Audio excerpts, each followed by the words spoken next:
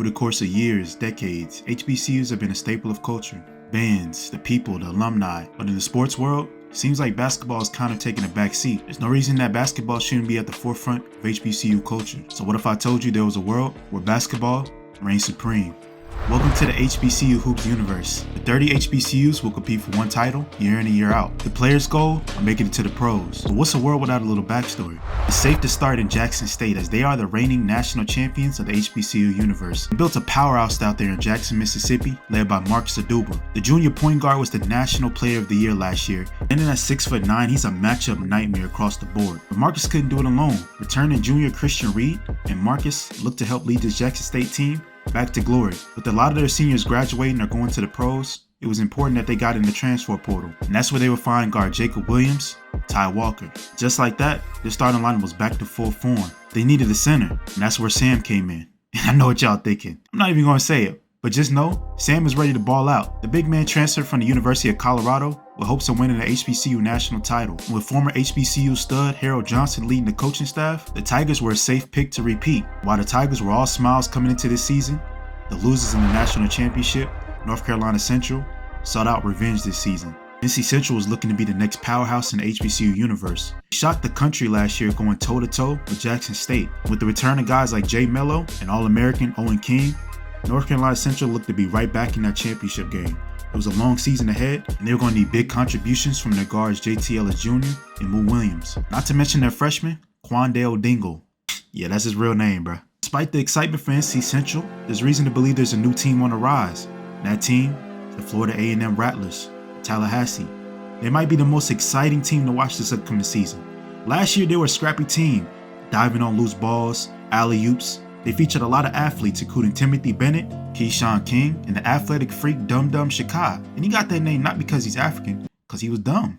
Look, regardless of his academic status, Florida A&M looked to be a surprise team this season, kind of like NC Central was last season. Only potential problem for A&M was that they may have had too much talent. When that talent becomes restless, they hit the transfer portal. Example, DJ Don and Noah Alexander Jr., both studs at Texas Southern, were forced to leave because of the incoming talent. Look, the two were playing great for Texas Southern, but with that came a lot of recruits, and with the recruits came shared playing time. And DJ and Noah, they weren't going for that. So DJ decided to go to Hampton University in Virginia, where he was the star. He was the main guy. But with that comes responsibility, and that's something that he wasn't used to. You gotta be everything for your team. And for Noah Alexander Jr., more of the same. He transferred to Alabama A&M University, where he will be the main guy as well. For DJ and Noah, this upcoming season was a chance for them to perform for the new universities. By making this decision, they got a chance to create culture at the new programs. But their old one, Texas Southern, let's just say their culture may be set. And that culture is being led by AJ Jackson, the former high school quarterback and HBCU Freshman of the Year. He joined forces with Patrick McDaniel, the former HBCU Defensive Player of the Year and current big man standout for Texas Southern. And between those two guys, they were pushing the culture forward in Houston, Texas. They weren't alone. With some athletic guards on the wing, Texas Southern was one of the scariest teams this upcoming season. There was a lot of excitement in Houston, from the players, from the fans, from the culture. With the talent overload at Texas Southern, they look to be a national powerhouse for the years to come. That starts now, the guys they got currently. One of the guys being AJ Jackson was just voted to the preseason All-HBCU team, among others. And one of the others being Grant Thomas Jr., Howard University. The Bison have been facing mediocrity for the last 5 years. That looked to change with guys like Grant Thomas Jr. coming into their own. There was a lot of excitement after last year, nearly averaging a triple-double for the Bison. With a great defensive prowess and a nice offensive game, he might just be the smoothest player in HBCU. But he's not alone in this Howard team. They got a bunch of scrappy defensive-minded guards that can cause havoc for any team in the nation. And with the leadership of Jacoby Banks, the senior captain, this Howard team could go places. And they're being coached by Ronnie Lyles. Well, I got a story for it. But that's for later. For now, expect big things out of the Bison. But there's a new team looming in the shadows. Alabama State Hornets might just be the best upcoming team in the nation. What might be a shock to most, Alabama State had the #1 recruiting class this summer, and they brought in a lot of freshmen that were ready to cook up. That backcourt was looking energized and ready to go. And with senior Jay Gibson returning, as well as their outstanding junior, Kofi Musa at the center, this team could be unstoppable. They put all the pieces together, they might be the team to beat this season. With all the talent they brought in, they're raising some eyebrows. A lot of people are questioning their recruiting tactics. Look, I'm not sure if you guys are aware, They got a freshman big man coming off the bench named Joshua Johnson, who looks about 30 years old but swears he's 18. And not to mention they were already facing some backlash for the questionable age of their center Kufi Musa from Sudan. Regardless, they'll be watched. Who else will be watched? It's the smallest team in the HBCU universe, Edward Waters University. A lot of people weren't even familiar with the university until last year's HBCU tournament. But this small program from Jacksonville turned around and they successfully recruited Jay Bryant a couple of summers ago. Since this young man's arrival on campus, his team has been on the uprise. You know what they say, talent attracts talent. Despite taking several losses during his freshman season, he was able to successfully recruit his running mate, dynamic point guard Isaac King. And since his arrival, Bryant and King have shattered all Edward Waters records in school history. And only in the junior and sophomore seasons, they're ready to take the world by storm and push Edward Waters further in the HBCU tournament than they did last year. I'm not trying to catch anybody by surprise this time. And speaking of surprise, don't be surprised if this is JJ Redd's breakout season for the A&T Aggies. He was voted the most likely to break out in the universe, and I can see why. He has an arsenal of moves around the basket, not to mention a nifty handle that can get him free defenders. Only problem is NC just doesn't have the talent to compete with a lot of the big powerhouses. But don't tell JJ that. He's got a big personality to make up for it. And there's hopes that running mate Chris Mannington, who is a defensive monster, can help solidify this dynamic duo and turn heads this season. But speaking of duos, I'll be remiss if I didn't head to Coppin State, to the hood, and feature one of the best dynamic duos in college basketball last season, featuring K Prince II and DeMarcus Brothers. There's probably not a lot to be excited for in Baltimore other than the Ravens, so when these two freshmen came in last season and took over, it's safe to say they had the city's support.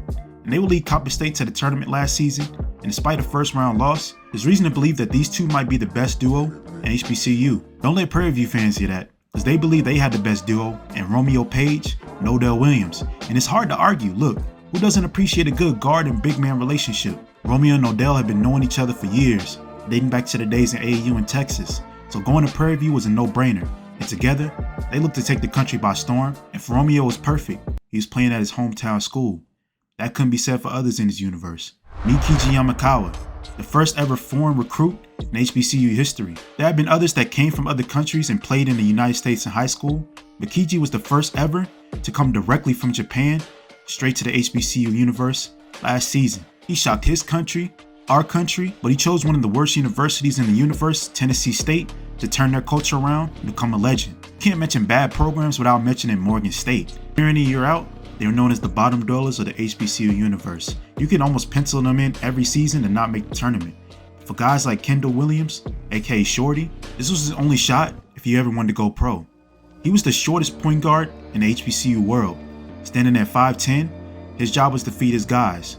Going into his senior season, he looked to turn the city of Baltimore into Morgan State fans. And with guys like Shamar Ward entering their junior season, they were hoping they could rally together and change the narrative of Morgan State basketball. But it was going to require a lot of work. Fortunately for them, they weren't the only guys in the universe that were tasked with that duty. While there were recruits that decided to team up or transfer to big name teams, there were guys like Amari Hardman, who was just grateful to get a scholarship in general, and he received one to the University of Xavier, Louisiana. And they were hoping that he could help turn their culture around as well. But how can you expect one guy to turn a whole culture around?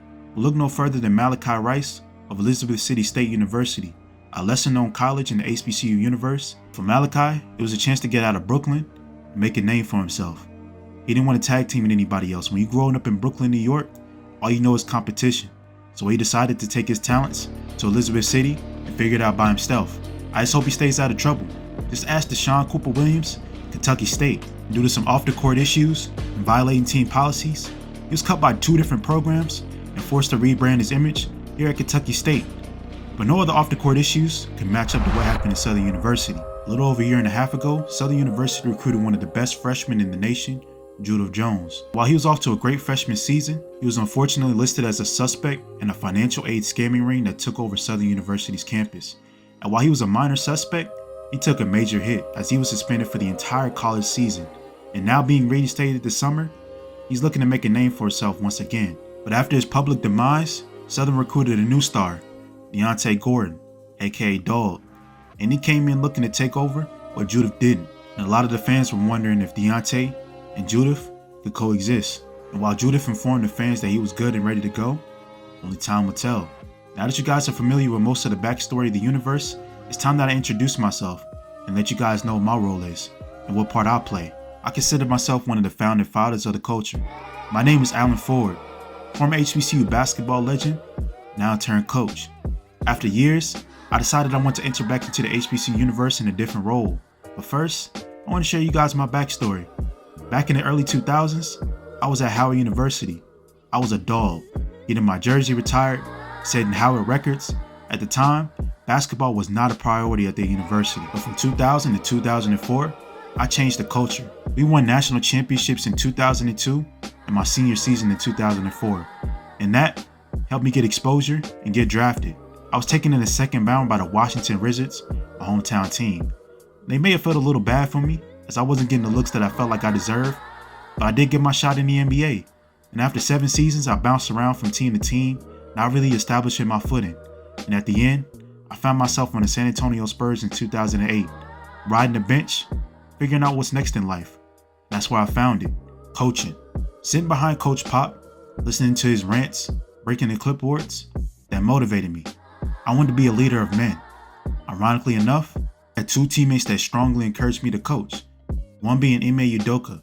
Guys may know him as the former Boston Celtics coach and took on the job in the Houston Rockets. The other being Jock Vaughn, the Brooklyn Nets head coach. I can honestly say if it wasn't for these 2 guys on my side, I'm not sure if I would have took coaching seriously, but I did. And after coaching at the high school level for the last 10 seasons, Howard University had a head coaching position opening, and it was a no-brainer. What a perfect story. The kid coming back to coach. Except they hired former Virginia standout Ronnie Lyles as the new basketball coach over me. It left a lot of fans scratching their heads. I don't know if you guys have seen a dream open up in front of you and get snatched away. That's what it felt like. I was emotional. I got a family now, and I love high school, but I felt like it was a perfect chance to help my alma mater come back to success, which they haven't seen since I left. But it's crazy that they would hire a guy that didn't even attend a HBCU to be their next head coach. But I had to quickly shake it off, as I was offered the next head coaching job at Norfolk State University. They looked to me to turn their men's basketball program around, but I couldn't do it alone. You see the senior in my name? Yes, I'm a father, and my son is getting ready to be a freshman, and I'm taking him with me. The Norfolk State Spartans are looking to me and my son to turn their program around. They've been at the bottom of college basketball in this universe for years. As far as my son, I'll admit, he didn't have a lot of scholarship offers coming out of high school, so it was almost a no-brainer that he tagged along with me. Basically been coaching my son his whole basketball career, so that would definitely lessen any issues he would have transitioning to the college level. As far as this program, me and my son are dedicated to bringing us up from the bottom, one step at a time. For any recruits or transfers looking to come to Norfolk State, just know that my son is a sharpshooter, unselfish, team-oriented guy.